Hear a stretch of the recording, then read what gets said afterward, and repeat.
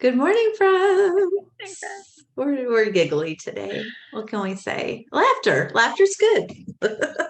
um, we were talking about accountability and how Melanie and I both feel like it's really someone in our corner more than definitely not somebody going, shame on you, because I don't want that. I don't know. I won't speak for our community, but that is not effective with me. I immediately like, if you tell me not to do something, I want to do it. It's just kind of my nature for whatever reason. Yeah.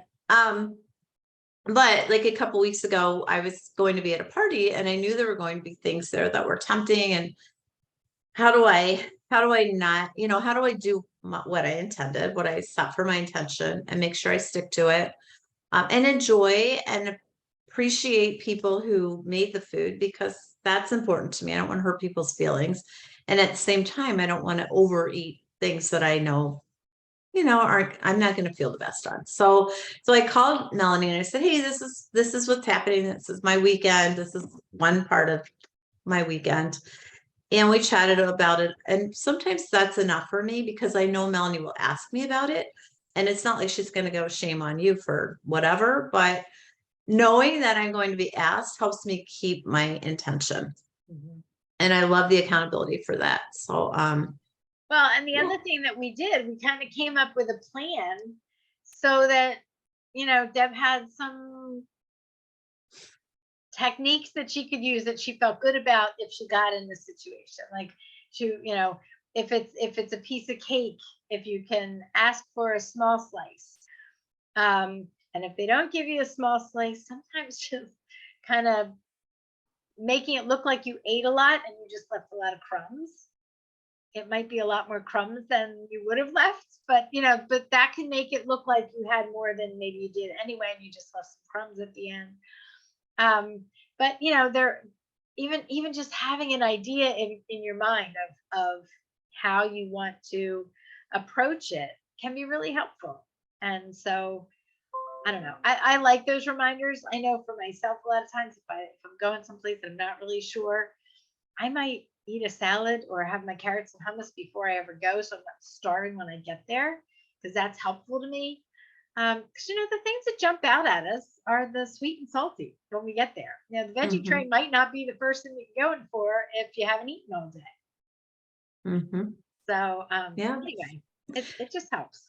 It does help. And in that situation, I wasn't at home. So I was away for the weekend. So I couldn't just grab a salad or sometimes I'll grab an apple. I maybe could have grabbed an apple.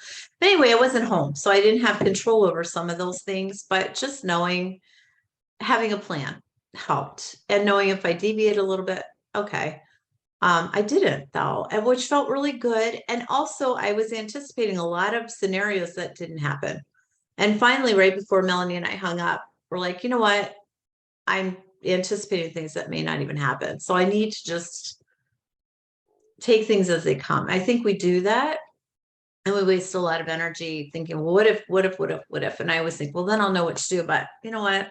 There are too many what ifs, there are too many variables. And it's easier if we just have a general plan of we're going to try to, keep sugar to a minimum and eat the healthier things if Yeah. they're available and enjoy and make sure that I thanked whoever cooked something. I'm gracious and thank them and appreciated it.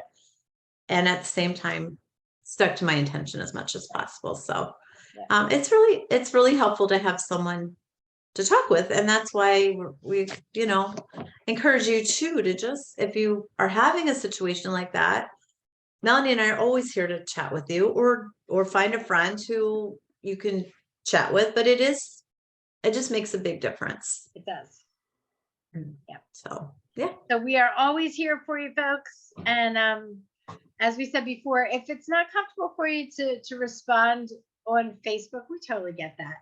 But you can reach out to us via email or text or whatever. Or, if you're local, like Deb and I say all the time, we love to do coffee. So let us know. But we are here for you. So hope you're doing well, and we will see you tomorrow.